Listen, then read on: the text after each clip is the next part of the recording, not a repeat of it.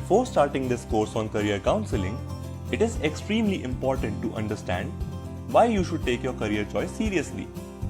In this video, we will help you understand the importance of making the right career choice for yourself. So, why is your career choice so important? It is important because it determines a lot of things in your life, including number 1, quality of life. Your career choice plays a huge role in deciding where you live, how flexible your life is, and the kinds of things you are able to do in your free time. Number 2, identity. Ask any elder person about their career. We are not and on they will yet, tell right, you about Abhi? it as a part of their identity. They'll say something like, I am a journalist, instead of, I report news. Notice how everybody asks you, what do you want to be when you grow up? And not, what do you want to do when you grow up? This shows that your career choice shapes your identity. Number 3, impact. Every human life touches thousands of other lives in so many different ways. There's a bit of If you disturbance. select any 60-year-old person who is about to retire, take a time machine, find him as an infant, throw that infant into trash, and then come back to the present day, you'll find that a countless number of things around you have changed. So whatever career you choose, the world will be affected by it. Anything that determines your quality of life, your identity, and the impact that you make should be taken very seriously. And that includes your career choice also. So we hope that this short video could help you understand the importance of making the right career choice. Having done that, we will now move forward to start our career counseling course. We are pretty excited and we hope you are too. So, let's begin. See you.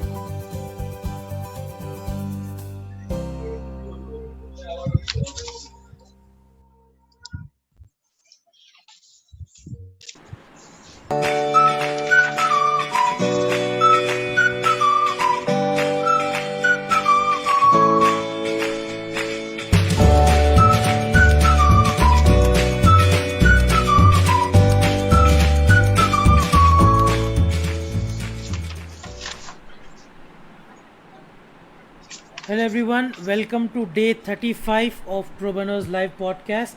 आज थोड़ा special है definitely. Firstly welcome to all the audience member. आपको सबको स्वागत है. Mister Sen, Aditya, welcome to you too, and of course Abhijit sir, Abhijit Ghosh, who we have been seeing active in the comments for the week or so. So firstly, welcome sir, thank you so much for being with us today. Firstly मैं introduce कर देता हूँ and I'll move away from the host position क्योंकि Aditya said he's very excited about today. He actually grew up listening to Abhijit sir's songs. So I won't steal away Aditya's childhood excitement. So firstly, let me introduce. Abhijit ji started taking guitar lessons when his father gifted him a guitar on a cold, windy night in Darjeeling. He became a student of Miss Viveka Wilson and then of Mr. Kesang Shering, local musicians of repute. He was greatly influenced by Darjeeling's East meet West culture and the nature. To him, even the trees seemed to sing in tune and synchronized rhythm. After moving to Kolkata to attend St. Xavier's College, he started taking part in college music festivals and met Sumitra Ray. They started playing music together and eventually Abhijit became one of the founding members of Bhumi in 1999. He has composed two of Bhumi's most popular songs, Pichu Pichu and Chol Poloye Je. I'm sorry if I'm pronouncing that wrong. Do correct me later on. Abhijit feels very happy to have carried out his father's wishes and even though his mother passed away in 2000, just before Bhumi's first album Jatra Shuru was released, he is satisfied that his mother got to hear about the album and blessed him. So sir, Abhijit ji, first of all, welcome and thank you much for taking time to speak with us. And before further ado, I'll just let Aditya take over because Aditya is really excited about this and I don't want to steal his thunder. Over to you, Aditya. Hello, everybody. It's a special situation. Everything is closed. Everything is locked down. And here we are. Hello, Adit.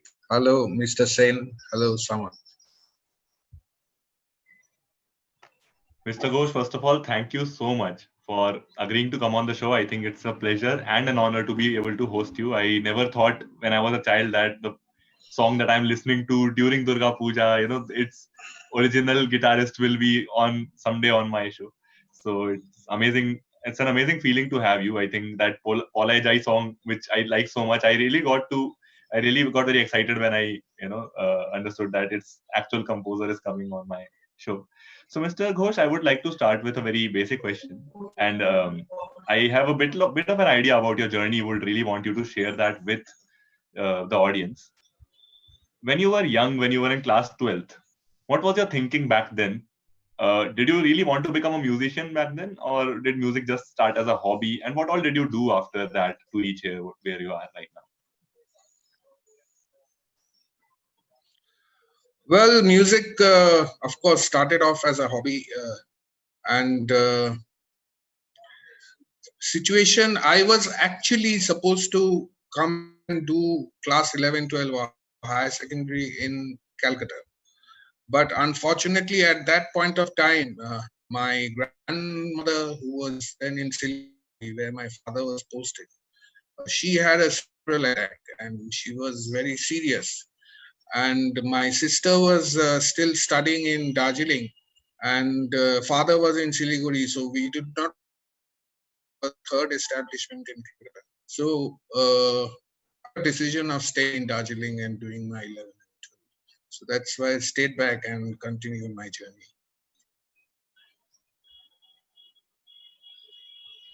Right. So, what did you pursue after class 12th? Did you go on to become a full-time musician?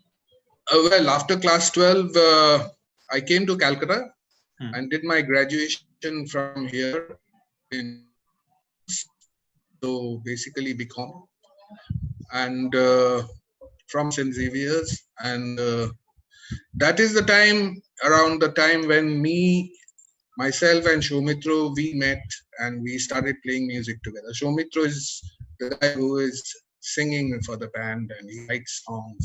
He's written Pocha Kaka and all these. So he is another founder member, and that is when we met and we started playing a lot of Western music. So whenever we get a chance, we would go around, show here and there, representing the college for music festivals. And slowly, then we got into playing for 31st night. That is a very big event in the clubs in Calcutta. Established club culture. So that's how the music continued. Then, of course, I had to get it. I never had music as a, I never thought about music as a career ever at that point of time. But then I had to, get myself to job. So then, as a matter of fact, before Bhumi started, I have about 15 years of experience, especially in operations. Operations means it's not the IT operations or something, but general operations. Media. I've been on the buyer side. I've been on the seller side. And I've been in Tea Garden for a couple of years. So there have been various types of jobs that I've gone through.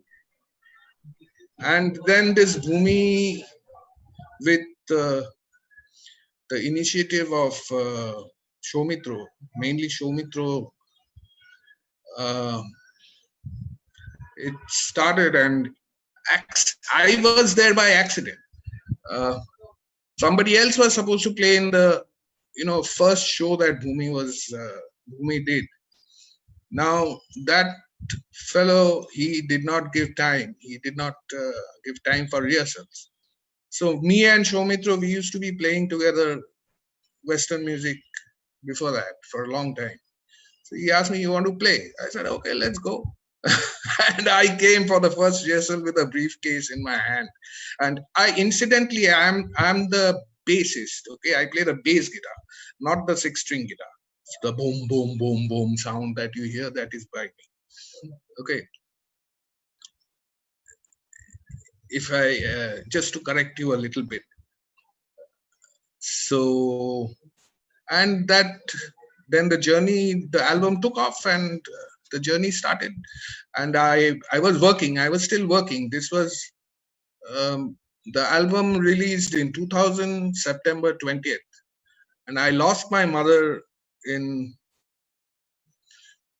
June 17th, on June 17th in 2000. But by the time the recording was over, and she knew, I was fortunate enough to tell her that, okay, we are coming out with this. Then the band saw success, and I couldn't keep up both the things at the same time. That is the job and the shows, regular shows that we had. So I had to make a choice. And I think I made the right choice. So, what was your first big break, Mr. Ghosh? Because I know, obviously, I am no stranger to the fact, but I really want to ask for the audience, because there are actually, so I'll tell you a story. Today, what I did is, obviously, while I was promoting this webinar that Mr. Ghosh is going to be with us here today, I uploaded 2 very small snippets of my favorite songs of Bhumi, which is Barandai Ruddur and Polai Jai, your composition. Yes. So, and for many of my North Indian friends, so they were like, "Arey, this is a really nice song." So I told them, "Come over." So they might be really interested to know that, what was your first big break? You see, Barandai Ruddur was from the first album. It's the third song from the first album. And it has, that song has really reached places. You won't believe, we heard somebody who had gone to visit Himachal Pradesh. He had come back and said, you know what, we were going, and this bus driver, car, bus, whatever he was going, he was playing this cassette. He said, see, I've got a Bangla cassette and all that. And he was playing this cassette, and that was Barandai Ruddur, that first cassette. Then friends started calling me up and saying that they had kids, that the kids wouldn't eat their food unless that cassette was played. So I don't know, there is something in there which probably had some, I really don't know, blessing of God maybe, or whatever. It was an amazing song, because, in the lead up to this, obviously, I don't listen to songs much these days. Like, I was a very avid music listener earlier on, but these days, mostly work and all this. But in the follow up to this, obviously, some songs you start to listen again. So it still has that kind of evergreen thing, because it just sticks. So Barandai Ruddur is that kind of a song, I think. Yes, because I remember one of our album, the second or third album, we had a show in one of that time there were music stores, big music stores. Now, of course, they don't exist anymore. We had a live launch show in one of those music stores in Calcutta. And there were people who were going around seeing music. And we did our about 1 hour, 45 minutes program. And when we were coming out, there was this South Indian lady. She came and said, hey, you guys, I really love your Money Plant song. So Money Plant song means Barandai Ruddur. That has a line which mentions money plant. Tebile money plant, into money dekha nahi. You see, so that's that. So that's the sort of, effect it had with among the audience. There's something you can't predict because it happens. There's one thing, conversation not to break in. Anita ji ka comment tha, Aditya, please keep translating if needed, as I don't know Bengali, and even I don't speak Bengali, or is it Bangla? I always keep confusing. Bangla, right. So if any lyrics need translating or any particular quotation, do translate, because मेरे जैसे बहुत सारे लोग हैं who don't speak Bangla. You see, it's this song. There is this line which says, about money plant. There's a plant called money plant, right? So this song had a line which said that tebile money plant. So the money plant is on the table, but there is no money. There is no sight of any money. So that is what the line says. So this lady recognized that money plant word, And she came back. She didn't understand anything else. She came back and said, "I like your money plant song."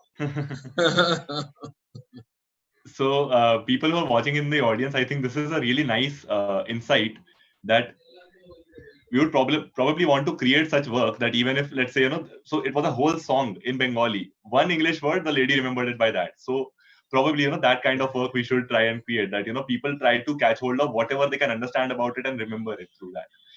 And I think one thing, I'm not even involved with music. Like my only musical experience would be playing the bongo congo and tabla 10 years back in school Founders Day. That's it. But I think definitely music transcends beyond all language barriers and culture Absolutely. barriers. So that's Absolutely. that's one. I think the most beautiful thing about music, I feel, is it goes beyond language and culture. Over to you. Back to you, Aditya. Uh, it's you're absolutely right, Samant. It is. We've played for the United Nations headquarters. We at the United Nations headquarters in United States, New York. We are the only band to have performed over there, and before us, I think among Indians, Ravi Shankar ji, Lata Mangeshkar ji, and Ali Akbar Khan Sahab, and one or two other, who are idols, you would say, they have performed, and we are the only other band to have performed from here. And they have something called Music Appreciation Club.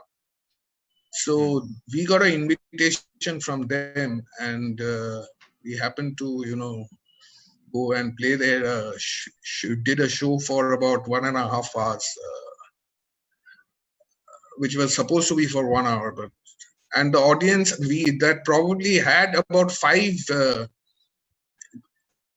people who knew Bengali. Okay, and they're mostly from Bangladesh, and rest of it was a hall. Probably about 500 people, not 500, 300 people were there. It was totally packed, and the response was tremendous. What we did was we wrote the lyrics for some of the songs and sort of gave a transliteration of a meaning and kept on every chair. So, people could read and try and understand and get the meaning of it. Because the lyrics also actually of your songs were very meaningful. Like they were related to daily life events, the things we face. Yeah. Yes, absolutely. We try to keep the music simple. We try so that it's common man's music, and without I'm not saying this as being a member of a Bengali band, or Bangla band, whatever you call it. But or from Bhumi, what I would like to say is we have actually taken the Bengali band culture to the rural areas of Bengal. There was after Bhumi, the Bangla Bengali band actually boomed. We are not the first band, mind you. There were other bands before us. But it was Bhumi responsible for, taking it to the rural areas of Bengal. And among all the other, in the urban areas, of course, they are hearing it anyway. And to some extent, revival of folk music in Bengal, the Bengali folk music. But what I find quite strange is that coming from a totally Western setup, having studied in Darjeeling, where we would listen to, we wouldn't get much Bangla song over there. We would listen to a lot of English music, and we would listen to Hindi also a little bit. It's quite strange that all of us, Soumitra, moreover for Soumitra, because he writes a lot of Bengali songs now. He's written a Bengali book also, a couple of his books. So, but he studied Bengali till his graduation. I left Bengali in 12th. But I think it was there in us from before, because I was in Calcutta till class 4. So that, that little bit what I heard during that period of time, it was still there inside in the subconscious level. So I remember those. Right. Mr. Ghosh, I also heard you saying that you were 15 years in the operations industry and then you switched to music full time. Yes. So, like, how did you manage to continue your, guitarist skills, if I could say that, till that time? So, was it like a hobby you were pursuing, or did you always have plans to switch? I think from what you said, you did not have plans initially to switch into it full time. So, how did you maintain that, and what was the thinking like when you were thinking, ki, should I shift full time? Should I not? No, the question of shifting full time was never there actually, and even a career was never planned. Never planned, to pursue in music. Okay, we used to, like you have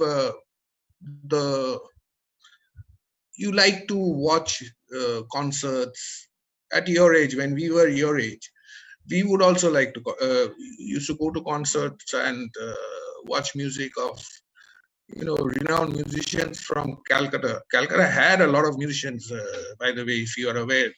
There were big bands, Pam Crane, Nandon. Nandon is still there. Pam Crane passed away.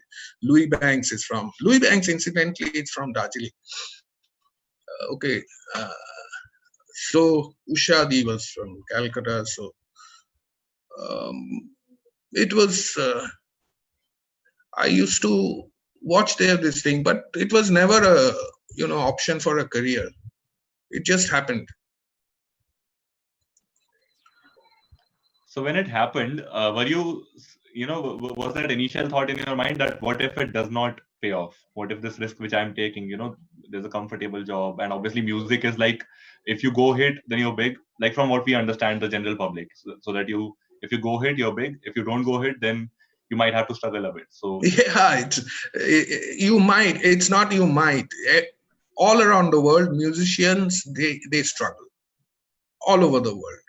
The problem with our this area, this probably Asia, Southeast Asia, whatever, the music industry per se is not so organized, and it's not in the curriculum in the schools. Okay, you have a music class maybe once a week or something, but that's a very is nominal level of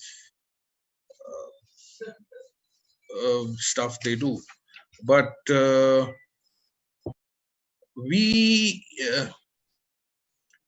it's, I would say, if somebody wants to have there are a lot of people come, a lot of young guys, they come and say, oh, I like to do this, I've written this song. I said, look, all very fine. Then they ask me that, how about a career? How did you get success?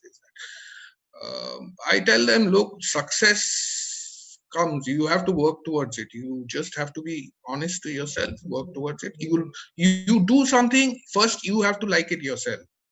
Then you can expect others to like it.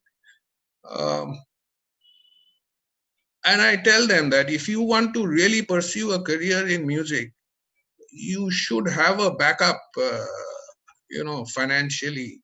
You have some business or whatever, financial backup to take you through, because it's a big risk. If you are playing cricket, unless you represent the country in the test match, it doesn't pay. Test match or one day, in the international level, you have to represent the country. I mean, now of course you have all this 2020 and some people, so that's good. That's very good in the sense that it is there. They are making money, but this element of money is something that we have to compromise to, the passion, and you keep it as a passion, but at the same time, professionally, you can blend the two. That option is very much there. Professionally and the passion, you can blend the two. But if you want to take a chance doing only music, then you should be having a proper financial or stability, or as we say in Bangla, kuti behind you. Support. I know one guy, young guy. He's a very good musician from here. His full family supports him, but then he has his, that backing, because to select it, at the age when you try to select a career, you have not seen life. You have not seen life, right? At what age do you take a decision on your career? You take a decision on your career in the early age of about 18, 20, just out of college. Okay, maybe a little later, maybe 23. That's the time when you 23 or whatever. That's the time you take. But then the reality, when you face life, there'll be times which are different. Different sort of situations will come. You have to tackle through that. And once you have your family, you have your responsibilities. There are a lot of things come into the picture. So you have to foresee, Right.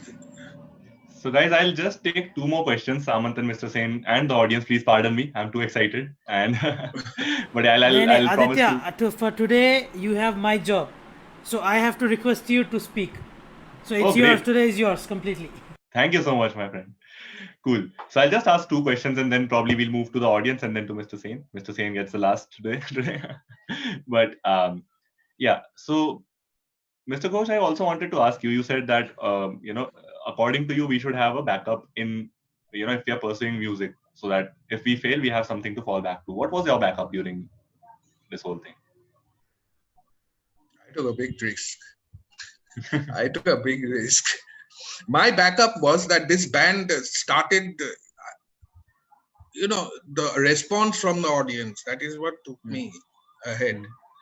The response from the audience, and I just, something told me that this is going to click. If you remember, since you have seen Bhumi, if you remember around 2000, 2001, 2002, was really like, we did, I think there was 1 month when we did 26 shows. Wow. In 1 month.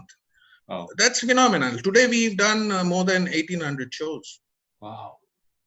That is apart from all the TV channel promos, all the TV shows, just live shows, we've done 1800, around 1800.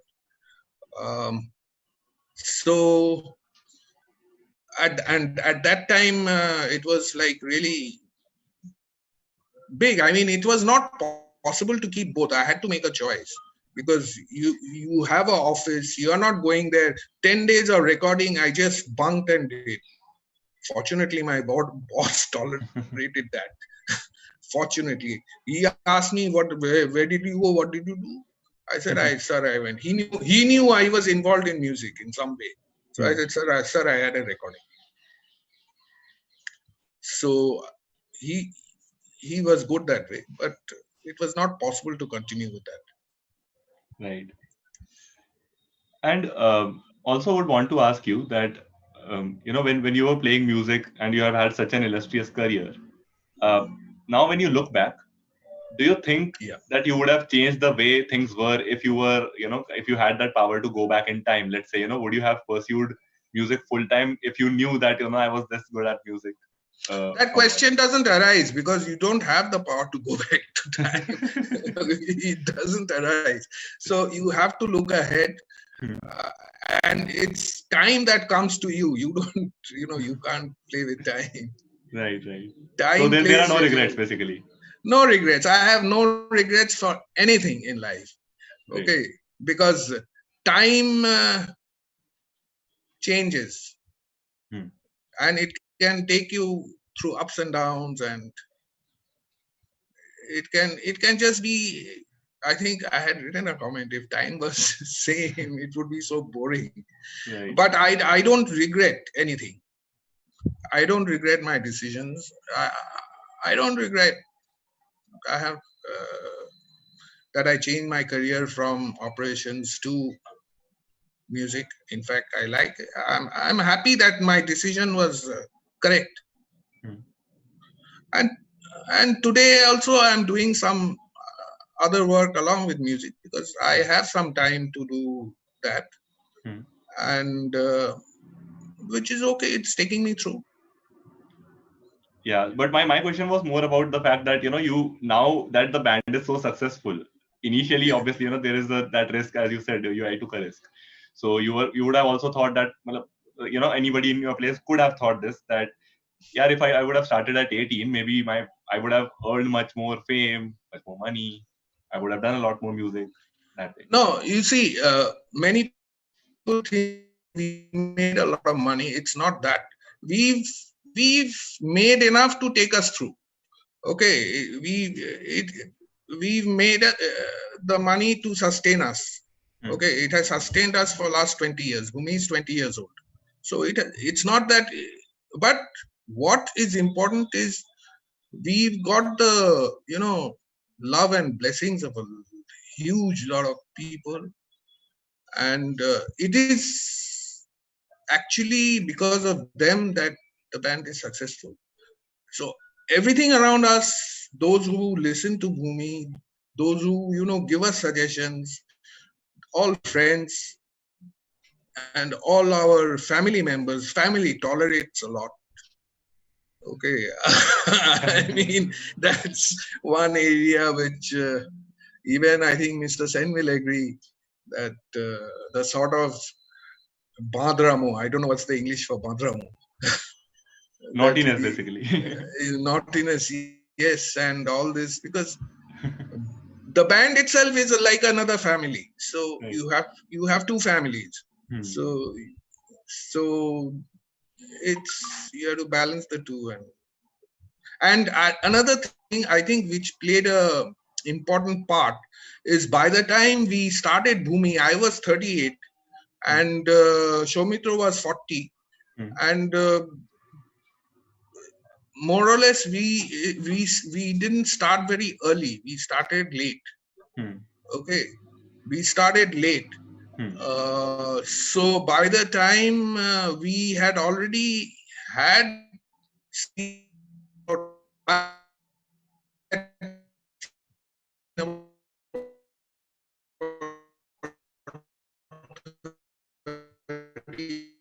years old.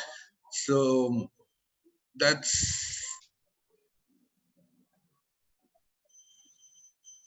right. So Samanth, do you have any audience questions to or comments to read out for us before we transfer to Mr. Sen? Or you have any questions of yours?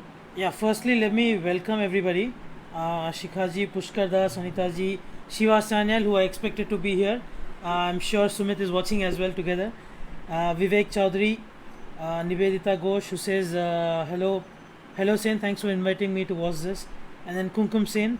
Sir, I'm guessing that's your sister, right? Oh, yeah. Kumkum Sen is my sister. Nivedita Ghosh is Abhijit Ghosh's sister. Great. Awesome. Yes, I think there's some network issue. No worries, let me see. Vivek says it was great to hear your song and thanks to Aditya Bose for introducing him. And Vivek has another comment who says thanks for those songs. One of my favorite now in some hours and relaxing, Aditya sir. So that's great to hear that people are liking your music immediately. Thank you very much, sirs and madams, and brothers and sisters. Thank you for your support. Right. On behalf of the band, I thank you. Great. And Vivek, thank you for commenting. So I have one question. I guess goes along with Aditya's kind of a backup plan or something along those questions. So I would say, what is your guidance or what would your life tip be basically for aspiring musicians who are caught in a both financial and creative rut? Rut means in what sense? In a way that they're just stuck in a dead end, basically, like in a creative and financial dead end. So what I would say is they should pursue their passion, of course, because there are a lot of areas like, I was thinking about this. There are a lot of areas where music plays an important part.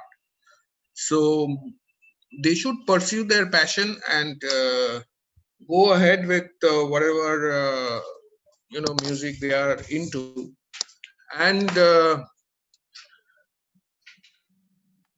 if along with that they are doing some um, other studies, they should pursue that too, because you have a lot of free time instead of sitting down and doing adda, or maybe even with friends you can sit and do your music, but you don't know what the future will tell, because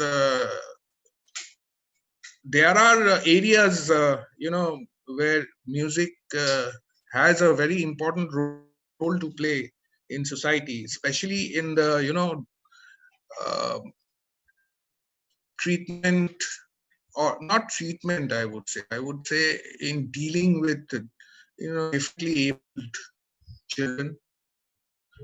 Music as a therapy, it can be it has a therapeutic use for curing. Of course, I don't know how much research there is going on.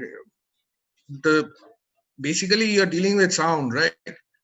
So sound is another. So light and sound, these two are interrelated. So sound is another form of energy and waves.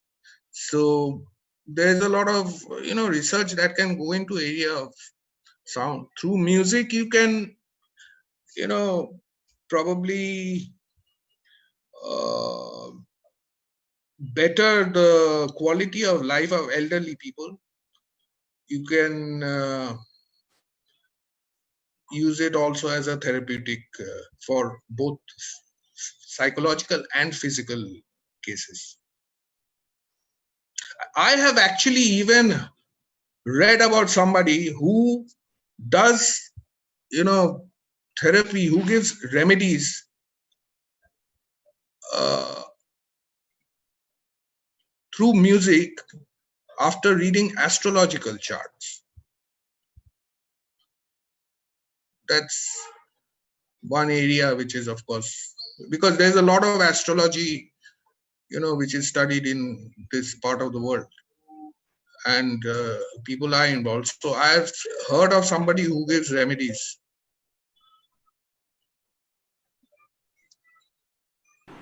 Great. Aditya, as of now, we just have one audience question. So, guys, please, आपके कोई question है तो do comment them.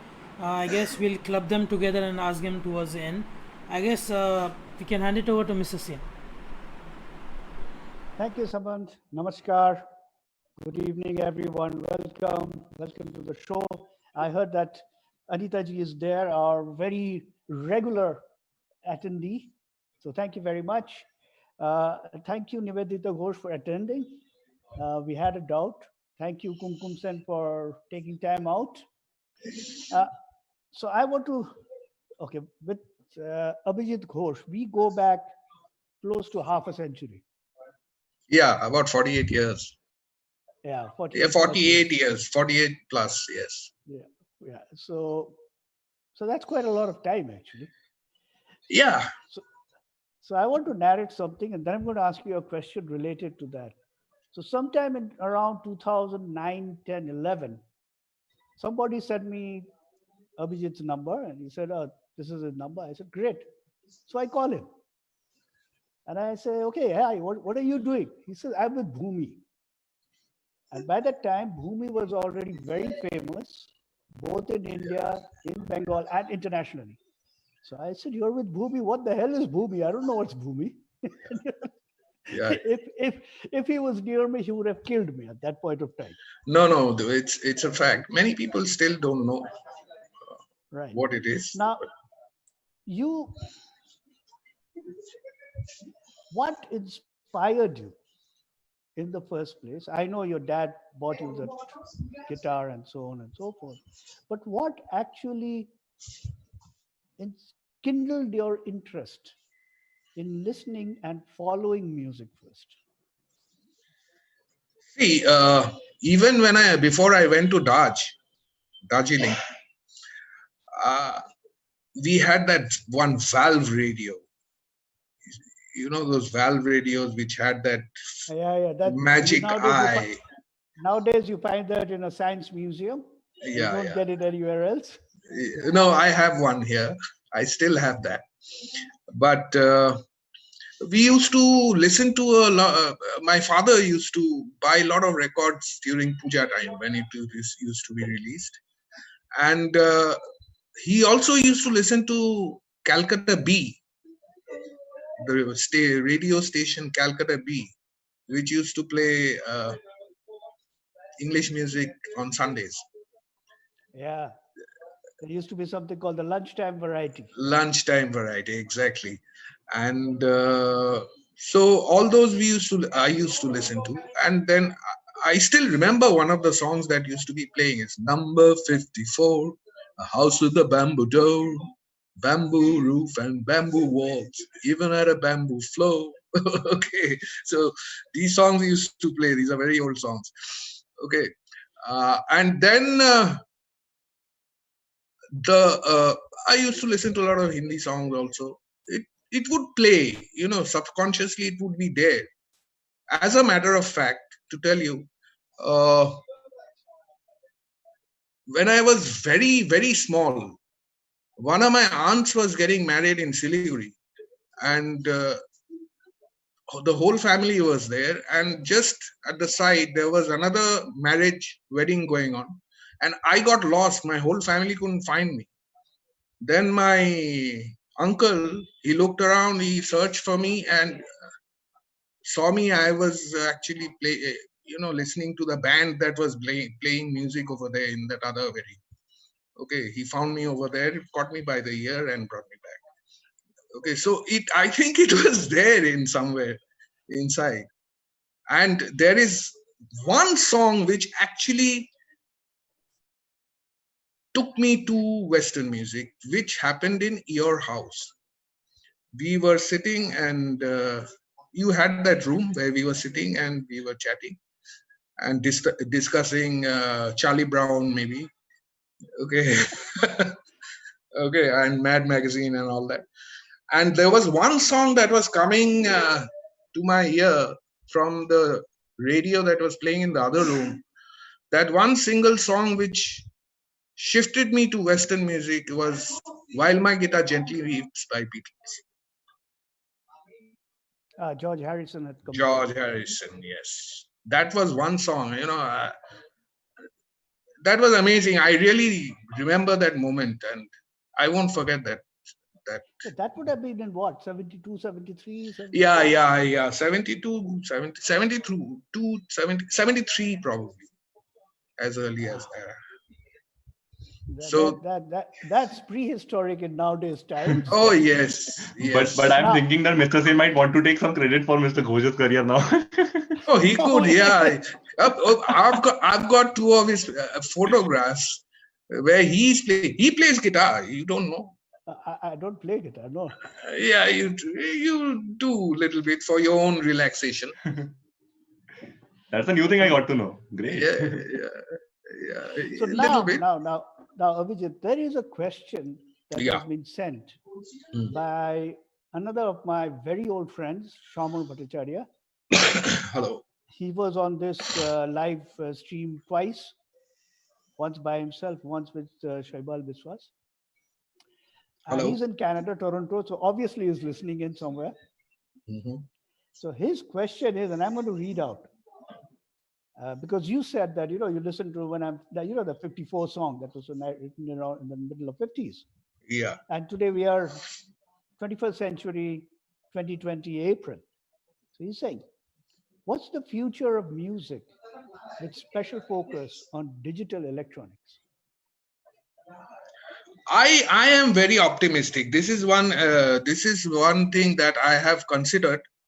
I am very optimistic because music keeps changing and the sound also keeps changing. The sound today, if you play something that digital music has its own benefits, but then again has its own drawbacks. Okay, it's maybe technically very sound, but the emotional part of it is probably lacking. Okay, so music is made of these two elements. The one is the emotion and one is the technique. Okay, many musicians you'll see they are very sound, very technically they're super, but there's no emotion element coming from that. But again, you find many musicians or band, there's a lot of, it expresses a lot of emotion, but they may not be super maestros in their instruments or something like that. So with regard to the question, what I would say is I am very optimistic because it's going to increase creativity. Today, today we are facing a lockdown period.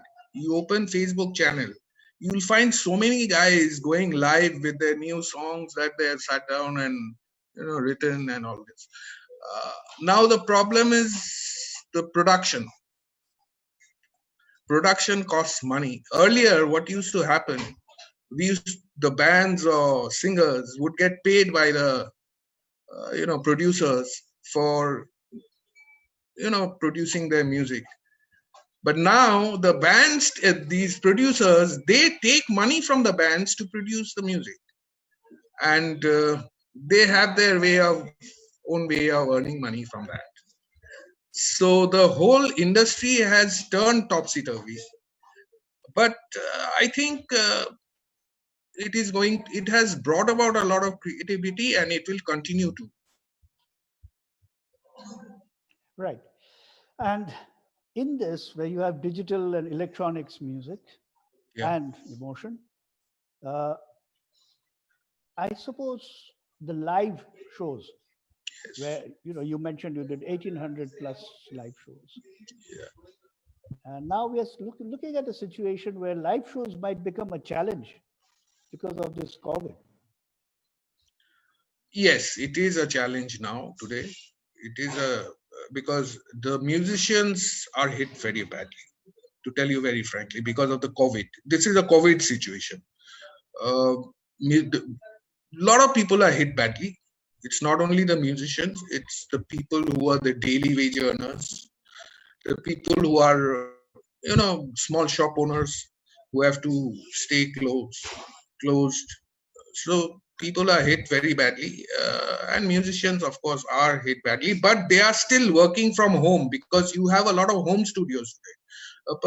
With the digitalization, what has happened is a person can sit down and record multiple instruments in his own house. Maybe CDs and cassettes don't sell, okay, but he can do his own music and then produce it, and you have all the social media to spread it around. Right. And so that will be a different sort of a business model altogether. Yeah, so that slowly will evolve how it is going to be. You still have that, because YouTube channels and monetized YouTube channels, you can, it will evolve. Right. Now, what is more exciting for you? The first album which was a hit, or the first live show that you had? And where was the first live show? The first live show, official live show, what we consider as Bhumi's birthday, which is 24th June 1999, 24th July 1999. Okay. We got stage from organization from here who were kind enough to give us stage. And because they found something new, they were initially reluctant, but then they gave us stage. We opened this thing. We were scared, didn't expect anything out of it. But when the screen opened and we saw a full house, and there was press, there were people standing. This was in Gyan Manch. You know Gyan Manch, Mr. Sen. Yep. Okay, you know Gyan Manch. This was in Gyan Manch. And the press was there. Press covered it. It was something totally different and new. That sound to the ears of the audience, and we never looked back. It just took off from there. And what about the first album? And which was a better experience? Oh, experience, both were different. That's good. First album, because in a studio you are working under different circumstances. In a live, it's different. It's the difference between cinema and theater. Right. Okay, so when you are in the studio, you get a second chance. In the live, you don't get a second chance. Absolutely. So when your album became a hit, right? I'm sure you guys never planned that it'll become hit. It'll be a hit. No, we had absolutely no expectations. We got an offer from one of the big brands. We got an offer, and we went ahead and did it. We got a paltry sum of money for that, but we got money. Today you don't get money, you pay. Okay.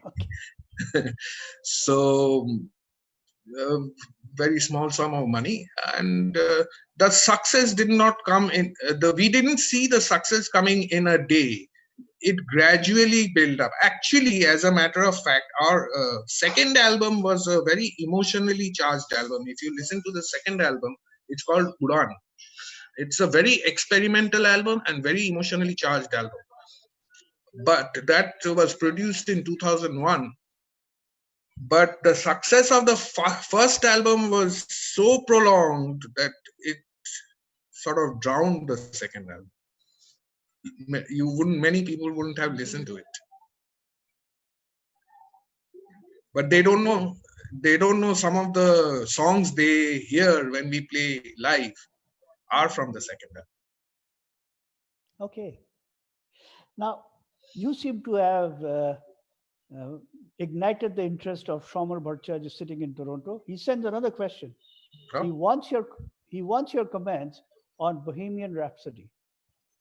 Oh, that's an amazing composition. That's classical.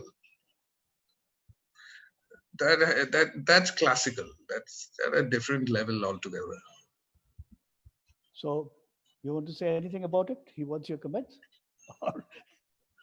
No, that is what Queen is, a band which is phenomenal. I think they've done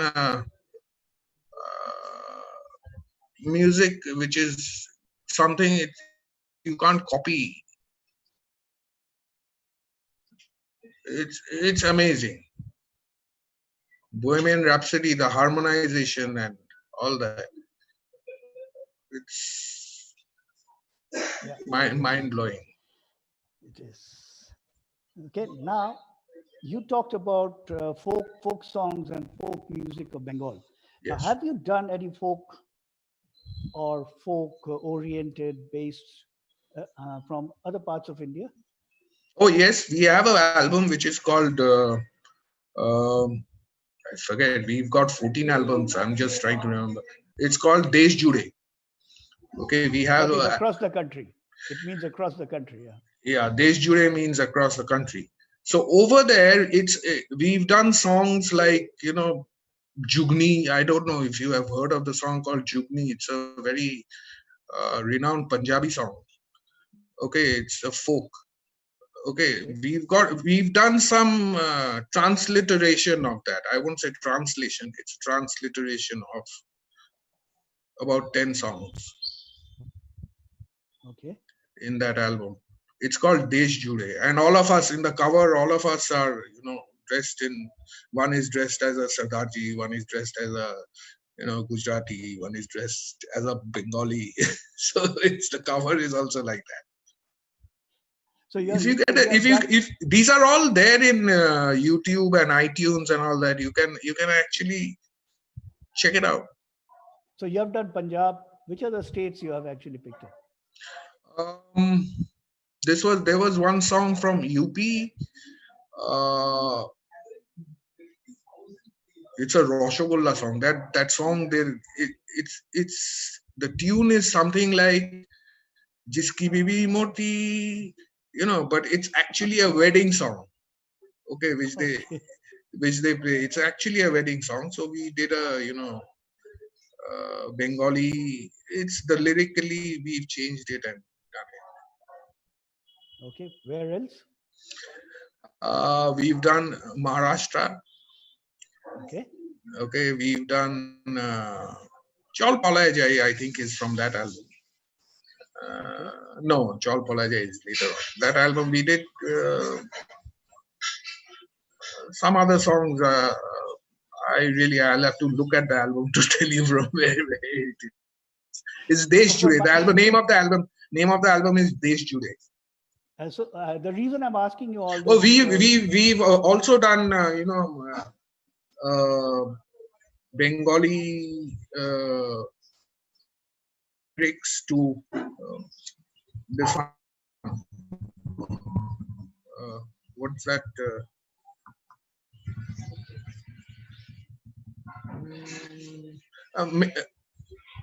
I forgot.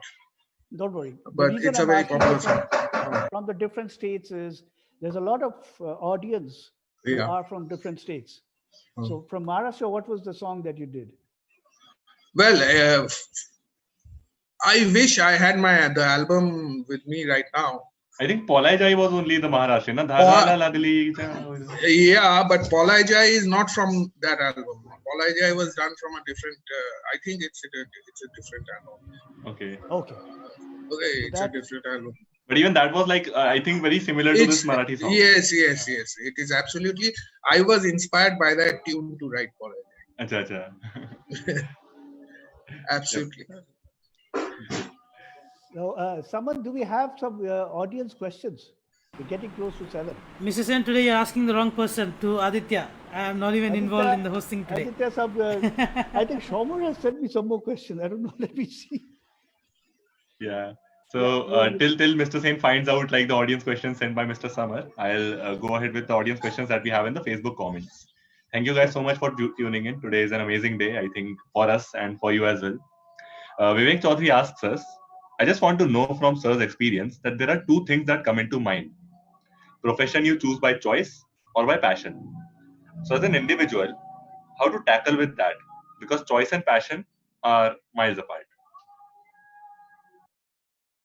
You have to put yourself, look ahead, a little bit, and put yourself maybe 5-7 years beyond, and be ready for any sort of change that comes in time,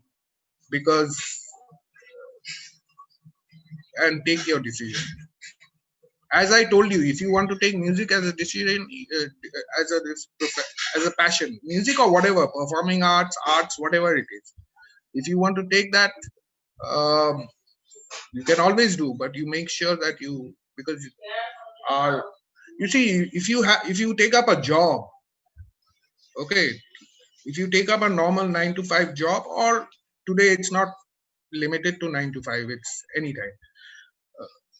So job, then you have a security. Here there's in music, the security element is lacking because you have to sustain. That is the most difficult part in performing arts, even in the cinema industry. You may have a super hit to your name, but then to sustain is the most important part. Right. So Vivek, I hope you got your answer. Anita ji asks, could you please share a secret why Bengalis are so good at music? Well, I don't know. Maybe you have to do a DNA test or something. And yeah, I think there are these positive stereotypes also, right? That Gujaratis are very good with money, Bengalis are good with music. Do you think these stereotypes are really true? No, I think Bengalis, you see, here, the one reason maybe this Bengalis have been into cultural,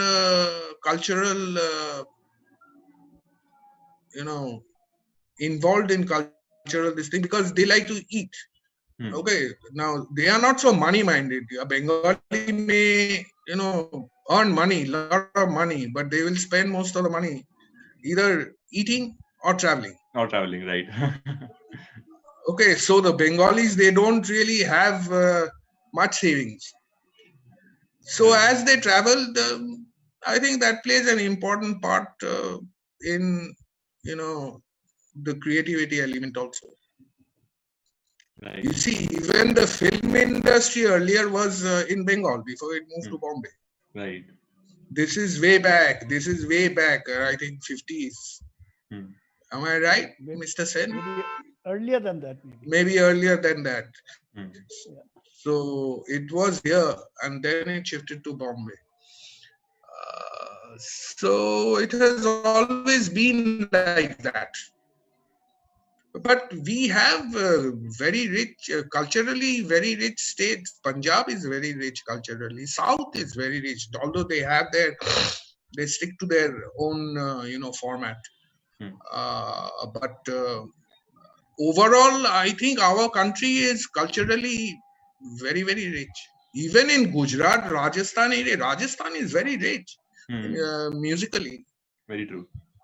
So if you Assam is very rich musically. So actually all over the country, it's not only Bengal. Bengal, okay, is there, but the whole country is very rich musically, culturally. I would say I have traveled to many places outside. We have one problem in this country. USA also has so many states, okay, and every state has its own laws. They have a totally different system. But over here we have one problem, that is the language problem. Okay, every district has a different language. I don't know how many languages we have. Officially we have even Bengali, as a language. You will go 50 miles away, they speak a slightly different dialect. So that problem is there. But I think it exists in some places in Europe, because from the music point of view, what I have read, we have these different modes of scales that we follow in Western music. These modes are actually named after villages where they originated from. It's a very, very basic theory, music theory. These originated from, it's the Ionian mode, the Dorian mode, the Mixolydian mode, the different scales that we. So India is that way, culturally very, very rich. It's very deep. You have the classical music side. You have gharanas. There's no end to it. I mean, Actually, we are very rich culturally in music. The only thing probably. Mr. Ghosh, I couldn't hear you. Yes, I was saying that we are very I couldn't hear you. Culturally rich, I think, in music. The only thing is, I always think if it was, like you said, included in our course, or let's say it's not like force-fed, but it should be taught to everyone. Like everyone should have a basic understanding of music, so that if I have a talent in music as a child, I can explore that and understand that I have a talent in music before it is too late. Yeah, it should be treated as a subject. It should be treated, taught formally. Not that you go to your music room, somebody is playing a piano, the teacher is playing a piano, and everybody is singing. It's not like that. It should be taught as a theory, as a subject. Like because music is basically maths and permutation and combination. You have the 7 note. You have the not 7 actually. If you count the sharps and flats, it's 12. Okay, you have the 12 notes. It's permutation, combination of all that. Okay, so if that element is taught, then everybody theoretically at least knows music. Okay, whether he plays or doesn't play. Okay, so as a subject, but that is not done. Then if somebody is interested, he or she will pick up an instrument and try it out. You see, that scope is not there. Hmm. See, like we are studying, suppose we are studying chemistry. Hmm. You know, Ca is calcium, whatever, O oxygen, C carbon. Hmm. Okay, likewise, music also has its own theory. I think in schools, from an early stage, or whenever whoever is in charge thinks fit, it Hmm. should be a subject, Hmm. and there should be exams on theory, music theory, Hmm. and that is what is going to generate interest. That interest generation is lacking. You go, Right. somebody playing piano, okay, sing this song, ding dong bell, and all that, whatever, and that is just a singing class. Right. So we should be Yeah, I teaching do. music as a like proper subject in As schools. a That's proper Yeah, it's not subject only in school. school. If I just jump in here, Mhm. I know my friend's son. He studied music, but he had to go to Malaysia, then to the UK, because those were the places they give a graduation, a bachelor's degree in music. No, we also have graduation over here. Yeah, but BMUs, this- BMUs. BMUs, okay. Yeah. But many people don't do it in India. They run after the engineering and the medical and the standard stuff that is there.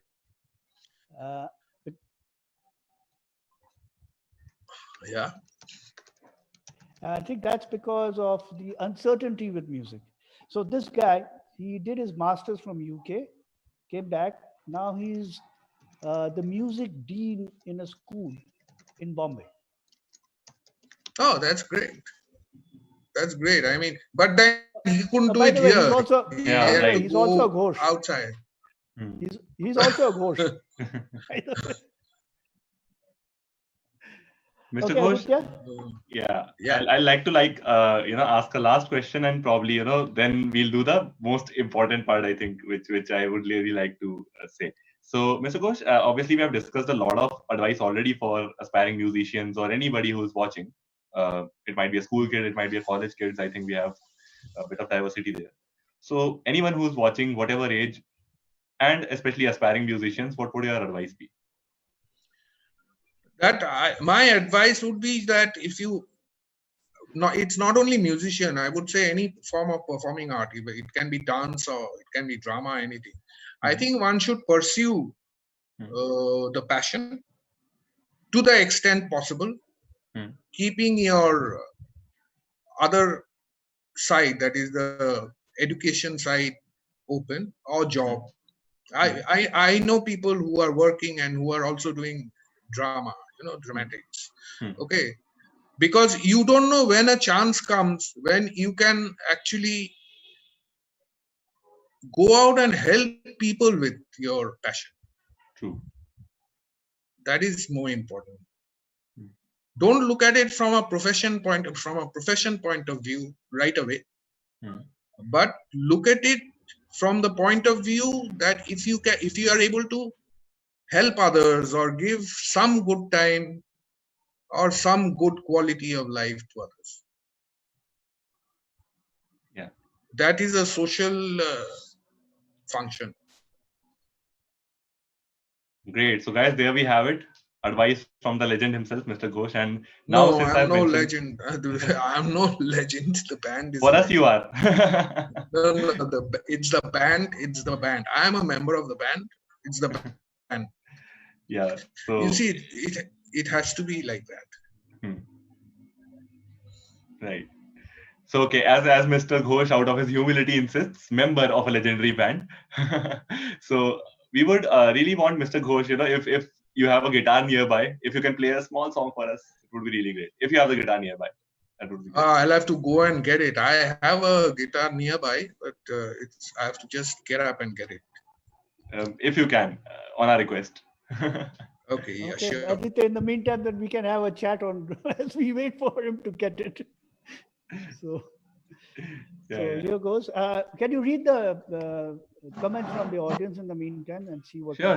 Why not? And actually, I think, audience, you can wait. one of the best parts is coming right now. So don't go anywhere, at least till the next 5 minutes. Cool. So we have a few comments.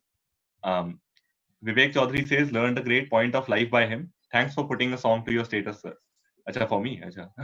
You should thank Mr. Ghosh for making this song and, for allowing it to happen. I think it's his song. So I just shared it, like many others who have done so. Anita ji says, Jugni all-time trending song, because she's like, so she also says in the comments, she's from Haryana and Punjab combined. So obviously, So why don't we get Abhijit to sing Jugni? Why did you ask him to do that? Oh, what? Did I miss something? Yeah. You did. In honor of our longest dedicated audience member, Anita ji. She loves Jugni, it seems, and she's from half of Punjab. She's half from Punjab and half from Haryana. So why don't you, as a tribute to her, sing that song? I would say line. no. I Jugni, Jugni. So anyway, I can't do that song because I don't know the lyrics of the song. Because I'm not the lead singer. I don't know the lyrics of the song. We have the Bengali version, which is. But I'll do a song for old time's sake with Mr. Sen. No, he will know this. Okay, I think he can. Yeah, I think he can sing along. No Mr. way. Sen, please It's do. a nice. No way. I'm muting myself. Bye-bye. Okay. No way. But can you hear the guitar? Yes, we can. Hey, don't mute yourself. Don't sing, but you can hear. Okay.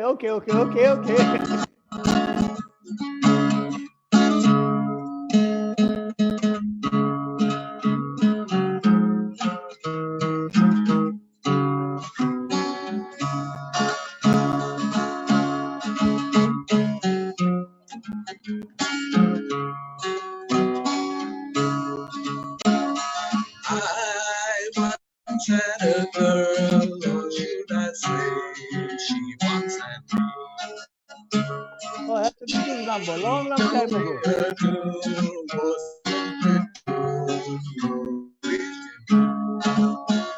she asked me to stay, and she told me to sit anywhere. And I looked around, there wasn't a chair. She sat on the rug, riding my time, drinking wine. We talked until 2, wasn't it good, Norwegian? That was Amazing. Norwegian boat from 1960 something, right? Yeah, we used to do this together. Yeah, that was the Beatles. So thank you for the Beatles. What Norwegian. did you sing? Okay, sing one more, the one that you wrote. Polai jai. What are you? Okay, I'll try. Jano dhaka chair kathi nai, tore chara amar halta je tai, bhabuk ja khushi shobai. Here I would like to say, the pause is a very important element of music. It's part of music also. Right. The silence. Hey, Phaguni Purnima Rate, Chal Polai Jai. Hey, Phaguni Purnima Rate, Chal Polai Jai. দূর দেশে যাবো রে বাসা বানাবো রে থাকবো দুজনে একসাথে দূর দেশে যাবো রে ভাষা বানাবো রে থাকবো দুজনে একসাথে এই ফাগুনি পূর্ণিমা রাতে চল পলাই যাই এই ফাগুনি পূর্ণিমা রাতে চল পলাই যাই That's That's amazing. That was like a dream. I hear one of my childhood favorite songs from you live. That's amazing. This is my hands are a little rusty, and I'm sitting in a position that's. No, but still, it sounded amazing. Like, I don't know, like, what do you expect from a live? But for us, it sounded as amazing as it always was. So. But yeah, it was amazing, Mr. Ghosh. It was an amazing experience having you. I would have continued this conversation for hours if audience had the time and you had the time. But yeah, thank you so much, and thank you so much to Mr. Sen and to Saman for coming also. But yeah, biggest thanks to Mr. Ghosh for being here with us. I think it's a pleasure and an honor to host you, and I'll always remember this podcast for the rest of my life. And audience, thank you so much for joining in. So as Saman says, today I'll do his line since he has given me the opportunity. So stay safe, stay at home, wash your hands, take care of yourself, your family, and we'll see you tomorrow, same time, same place, Facebook page of Pro Bono, live at 6 p.m. So please like the page, turn on push notifications or post notifications to stay updated with whatever live we are doing. And you can see this recording at the same link also, fb.com/probonoedu/live. So I have given you all the information. Thank you so much, Mr. Ghosh, again. It was a pleasure and an honor having you. Thank you, Adit. Thank you, Saman. Thank you. Peace and peace and okay. It was great to be. It was great. Together. It was indeed great. Yeah.